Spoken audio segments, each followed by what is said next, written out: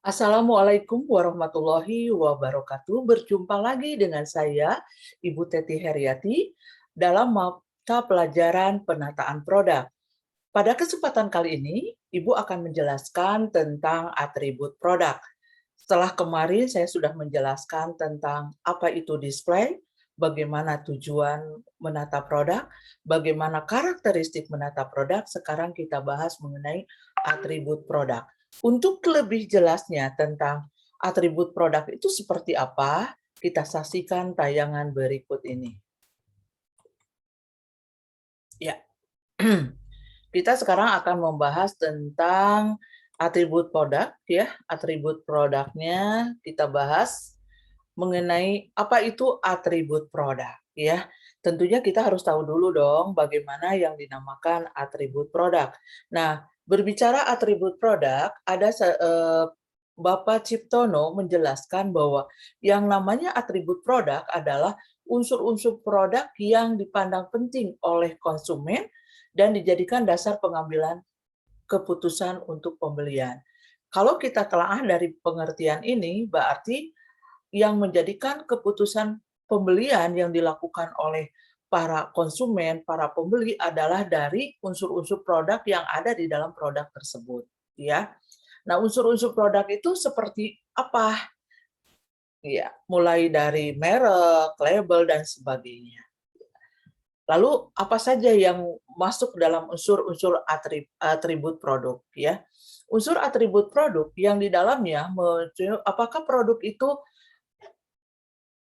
bermutu atau kualitasnya bagus atau tidak. Karena kualitas produk itu sangat yang paling utama diperhatikan oleh konsumen. Kenapa? Orang kadang-kadang membeli produk itu karena kualitasnya, ya, original dari produk tersebut. Kalau produknya original sehingga muncul karena original itu harganya mahal, akhirnya dia membuat level berikutnya, misalnya produknya KW, produknya imitasi, yang penting saya bisa memakai produk tersebut. Nggak apa-apa kalau memang kita nyaman dengan produk tersebut. Mau KW, mau imitasi, yang penting Anda nyaman menggunakan produk tersebut. Terus yang selanjutnya adalah merek produk. Merek produk juga banyak sekali orang yang ada di negara kita ini, dia mengejar kepada produk itu merek produknya. Karena dia merasa prestisenya akan meningkat ketika dia menggunakan produk yang bagus. Kemudian desain produk itu juga menimbulkan unsur yang dipandang perlu oleh konsumen untuk membeli produk tersebut, atau fitur-fitur di dalam produk. Dan yang kalah pentingnya adalah kemasan produk. Kenapa? Kemasan produk itu sangat-sangat penting, ya, karena orang membeli bukan hanya di dalamnya tetapi kemasan juga dilihat, apalagi makanan. Makanan sekarang kan berjamur dengan kondisi pandemi seperti ini, ya, orang akan membeli secara online. Bagaimana pemasaran digital? Kalau kemasan produknya biasa-biasa saja, orang mungkin tidak mau membeli, ya. Kemudian pelabelan produk. Pelabelan produk juga perlu, ya, perlu diperhatikan. Kemudian layanan pendukung produk yang lainnya. Dan yang kalah pentingnya adalah jaminan produk. Biasanya produk-produk yang bermerek, yang kualitasnya bagus, ada kartu garansinya. Misalnya kalau kita misalnya mau beli tas, di dalamnya ada kartu garansinya. Terserah tas-tasnya yang bagus atau tidak. Tas itu ya memang mahal sekali ya, sampai ada yang ratusan juta dan lain sebagainya. Yang harganya sama aja dengan membeli rumah untuk kalangan tertentu, untuk orang-orang yang high class, orang-orang yang memang uangnya banyak. Kalau kita berpikir yang penting fungsinya sama, tas itu bisa digunakan dan kita tidak melihat dari kartu garansi dan lain sebagainya. Jadi pandangan orang itu pasti akan berbeda ya terhadap produk tersebut. Oke, nah tadi sudah saya jelaskan bahwa mutu atau kualitas produk itu yang pertama. Kemampuan di sini, kemampuan apa? Kemampuan dari produk tersebut melaksanakan fungsinya, di mana daya tahannya, keandalannya, ketepatan, kemudahan operasi, serta atribut bernilai lainnya. Itu Kotler dan Armstrong menyatakan seperti itu. Jadi kualitas produk itu menjadi jaminan bagi produk yang dia lakukan, mutu produk ya. Jadi kadang-kadang orang mau beli karena ini mutunya bagus loh, kualitasnya bagus. Kualitas bagus itu kualitas yang seperti apa? Bukan hanya enak dipakai, tetapi kalau misalnya saya membeli barang ini kualitasnya biasa saja, mungkin dia bisa tahan pemakaiannya hanya 5 bulan atau 1 tahun. Tapi ketika saya membeli yang kualitasnya bagus, ini produk ini bisa digunakan 5 tahun. Jadi orang akan berpikir bagaimana kita membeli produk untuk jangka panjang, ya. Fitur produk. Nah, fitur produk juga perlu diperhatikan kelengkapan fungsi produk yang menjadi pembeda pada sebuah produk. Fitur-fiturnya ya, dan digunakan sebagai alat bersaing suatu perusahaan dengan perusahaan lainnya. Menurut Wilson adalah seperti itu. Contohnya iPhone 11, ada iPhone 11 Pro. Kenapa? Di sini ada fitur-fitur lainnya. Kameranya mulai berapa megapiksel atau di sini kameranya juga diperhatikan, itu akan membuat fitur yang berbeda dengan produk lainnya. Dan orang akan yakin dengan fitur produk tersebut karena dia bagus, kualitasnya bagus, is okay deh, saya akan membeli produk tersebut. Kemudian merek produk. Merek produk merupakan nama istilah tanda, simbol, atau lambang, desain, warna, gerak, atau kombinasi atribut-atribut produk lainnya yang diharapkan dapat memberikan identitas dan pembeda terhadap produk pesaing. Nah, merek produk ini itu yang disampaikan oleh Kotler. Dengan kata lain, merek produk itu nama istilahnya brand ya, brand. Jadi merek itu sulit sekali orang akan bilang mereknya apa sih? Ketika pakaian, oh ya pantas aja baju kamu bagus, mereknya ini terkenal dan sebagainya. Pantas aja sepatunya awet, oh mereknya terkenal, mereknya atau brandnya terkenal. Nah, seperti itu. Jadi orang kadang-kadang melihatnya dari merek produk atau tas atau misalkan tas Gucci atau sebagainya. Kemudian ada lagi buka tas Hermes. Udah ini pakai loh tas Gucci saya. Ini merek terkenal. Tetapi ternyata ketika dilihat, wah ini mah Gucci-nya KW1 atau berapa. Nggak masalah, yang penting kan brandnya bagus loh, merek terkenal. Nah itu ada ungkapan-ungkapan seperti itu. Jadi dengan kata lain, merek produk itu sangat mempengaruhi seseorang untuk membeli produknya. Tujuan merek produk, tujuannya untuk apa? Tentunya mengapa harus ada merek sebagai identitas dari produk tersebut. Ya, sebagai identitas. Makanya di situ ada mereknya, ada tulisannya di sini brandnya. Kemudian sebagai alat promosi. Alat promosi, orang bisa mempromosikan, perusahaan bisa mempromosikan karena mereknya. Dan tentunya adalah untuk membina citra atau image dari perusahaan tersebut. Dan yang paling penting, tujuan merek produk itu adalah bisa mengendalikan pasar. Mau tidak mau orang membeli produk itu karena selain mutu ya, merek produknya. Tidak, kita lihat banyak sekali merek-merek yang terkenal sehingga muncul karena kita tidak bisa membeli merek yang terkenal karena mahal harganya, originalnya juga bagus sekali, akhirnya banyak orang yang membeli imitasinya. Enggak masalah ya, contohnya, kalau Anda beli kain batik ya, kalau kain batik yang ditulis itu harganya mungkin bisa mencapai 2 sampai 3 juta rupiah. Tapi kalau kita beli kain batiknya itu yang kain batik hasil dari perusahaan cap-capan, dicap ya, kain cap biasa, itu harganya mungkin saja per meter itu 50.000 atau 25.000 per meter. Kalau ini kain batik yang asli itu 2 juta, 3 juta. Kenapa mahal? Nah, ada pertanyaan, kenapa kok mahal? Iya dong mahal karena kalau kain batik yang biasa saja yang dicap itu mungkin sehari bisa menghasilkan berapa puluh meter, berapa roll kain ya. Tetapi kalau misalnya kain batik yang 1 lembar kain itu bisa dikerjakan sampai 3 hari atau 1 minggu pengerjaannya. Wajarlah kalau misalnya harganya berapa juta, karena itu perlu imajinasi, kreativitas dari pengrajinnya.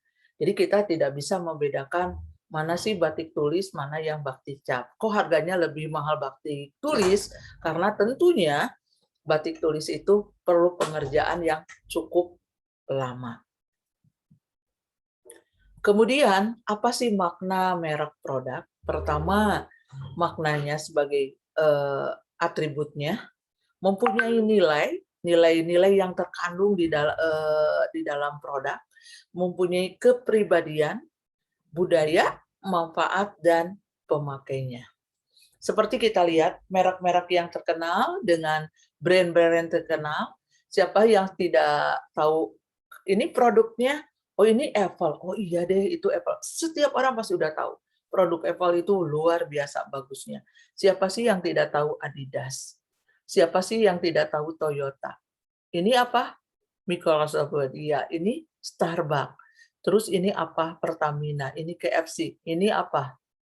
Iya, bagaimana dengan LV-nya, kemudian ini tas ya, kemudian ini adalah McD, ini siapa yang tidak terkenal dengan Unilever. Nah, merek-merek yang terpampang, siapa yang nggak suka KFC dan lain sebagainya, ini adalah merek-merek atau brand-brand yang sudah terkenal di masyarakat dan mindset masyarakat sudah tahu. Oh, gambar itu adalah Starbucks. Oh, gambar itu adalah Adidas. Orang akan pede, orang akan percaya kalau dia bisa membeli Adidas. Oh, pantesan ini naik dan lain sebagainya. Kalau kita melihat dari merek tersebut. Kemudian kita lihat desain produk. Desain adalah rancangan bentuk dari suatu produk yang menjadi daya tarik suatu produk.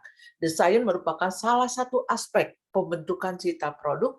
Sebuah desain yang unik dan beda dari yang lain dapat menjadi pembeda produk. Itu menurut Staton. Artinya, desain produk itu bagaimana kita merancang produk dari satu produk yang menjadi daya tarik. Jadi daya tarik dari produk itu adalah menggunakan desain produknya. Maka di sini kreativitas, imajinatif dari seorang perancang itu diperlukan karena kalau misalnya desain produknya sudah bagus, itu menjadi pembeda produk yang lainnya. Seperti ini, ya. Bagaimana desain produk dari sepatu ini, sepatu Lionstar, Oke, ini adalah sepatu sepatu yang selalu kalian pakai, Converse ya. Converse ini kan ada yang original mungkin harganya di atas 700.000, 800.000. Ada juga yang bukan original, sekarang banyak orang yang menggunakannya. Harganya hanya dengan 200.000 kalian bisa membeli produk ini. Padahal ya, produk asli originalnya itu di atas 700, 800 sampai ada yang jutaan rupiah. Karena apa? Fitur-fitur dari produk tersebut mempunyai ciri khas ya. Pembedanya dari sini. Ini sudah dijelaskan dari sini. Tapi ini memang akan berbeda ketika kita membeli produk yang original, ketika kita membeli produk yang mahal, mungkin ketahanannya akan beda. Ya, ini mungkin karena original bisa tahan 2 atau 3 tahun, tetapi kalau kita beli produknya KW1 dari Converse di sini, mungkin 1 tahun juga sudah cepat hancur ya. Walaupun kalau kita lihat, kalau barang-barang KW itu suka menyerupai yang original. Maksudnya, kenapa harus muncul barang yang KW atau imitasi adalah supaya masyarakat itu bukan hanya masyarakat menengah ke atas menikmati sepatu yang harganya mahal, high class, tapi masyarakat menengah ke bawah juga dia ingin menikmati sepatu tersebut, ya, walaupun sepatunya tidak original. Kembali lagi kepada kita nyaman atau tidak membeli produk tersebut. Kalau menurut saya pribadi, kenyamanan ada pada diri kalian sendiri. Kalau misalnya kita kan nggak akan bisa melihat dari bawah itu KW atau imitasi, kan nggak bisa ya. Itu KW atau original ya. Orang nggak akan melihat seperti itu. Jadi menurut saya yang penting nyaman dipakai, belilah sesuai dengan anggaran atau budget yang ada pada kalian. Kalau misalnya uangnya pasnya untuk membeli yang KW, ya mengapa tidak? Kenapa kita harus malu ya menggunakan produk tersebut? Toh dipakainya sama-sama di bawah, ya. Seperti itu. Selanjutnya, ya, ini kemasan produk. Packing, pengemasan merupakan salah satu unsur dari atribut. Packing ini adalah proses yang berkaitan dengan perancangan dan pembuatan wadah atau pembungkus untuk suatu produk, Stalton ya. Kenapa? Packing itu sangat menentukan juga kepada produk tersebut dan nanti kalau packing-annya bagus, ya pengemasannya bagus, itu orang akan cenderung ingin membeli lagi, membeli lagi, membeli lagi.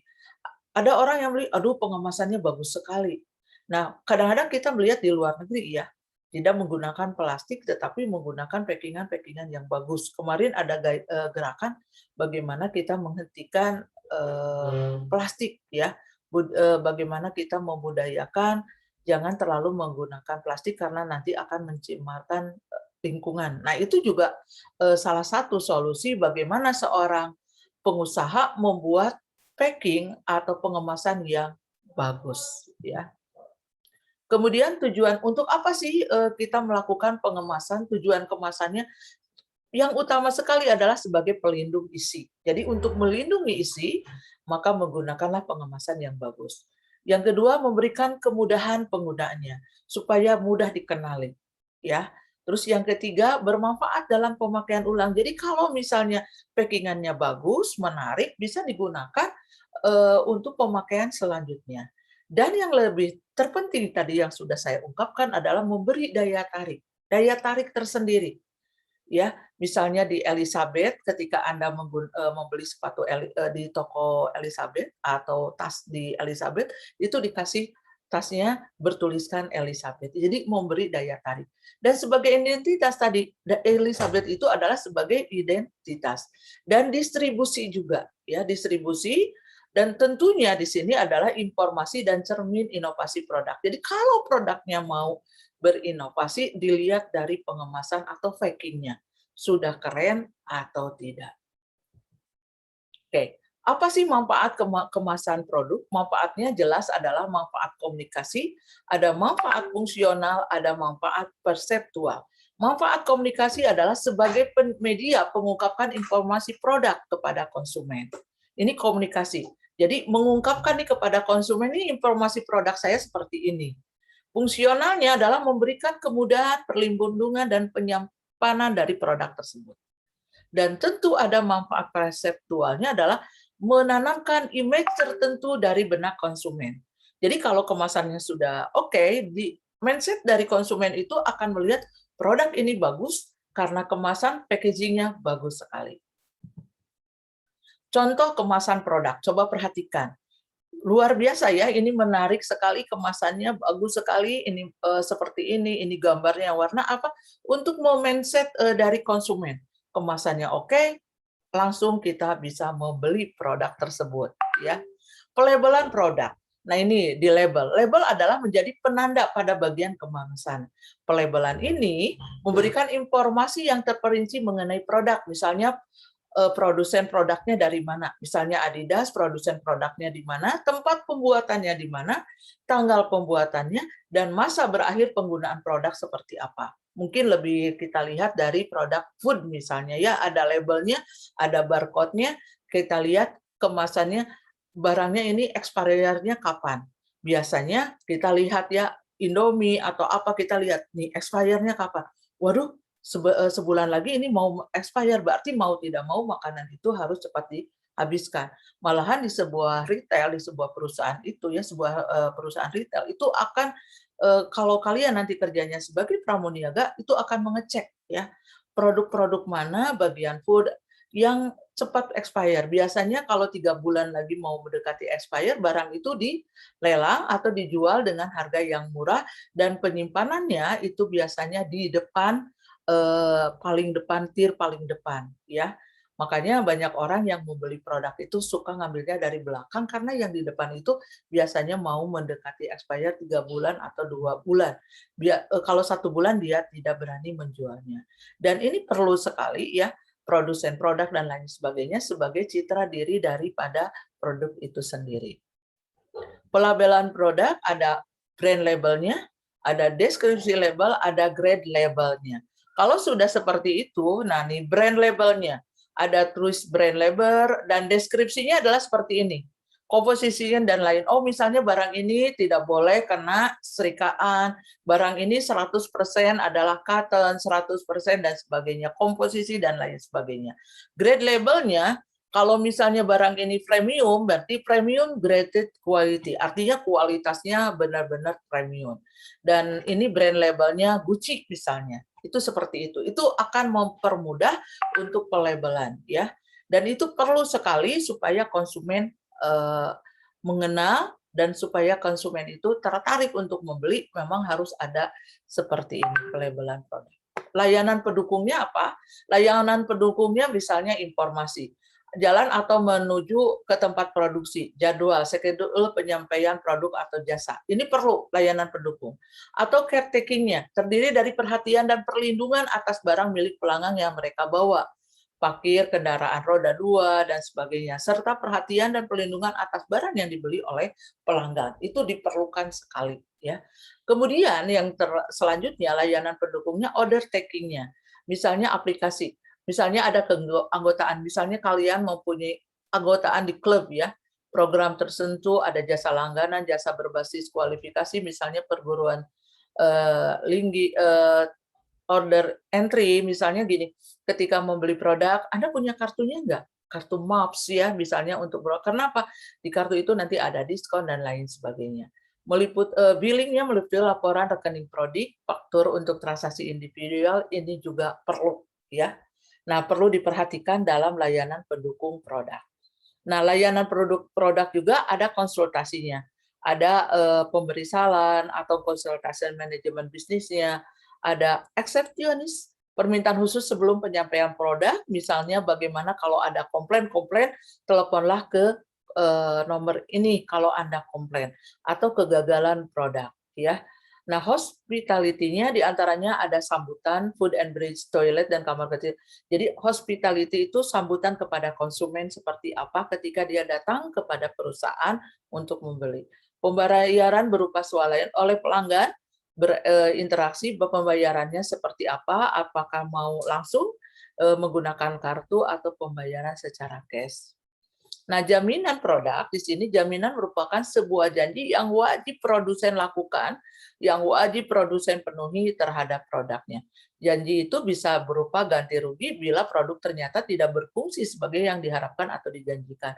Mungkin ini lebih cenderung kepada produk elektronik. Sementara kalau kepada jaminan produk kepada tas, misalnya ada kartu, ada sertifikatnya, orang itu kan, ada nggak sertifikatnya? Nah, itu ada ciri khasnya, ya.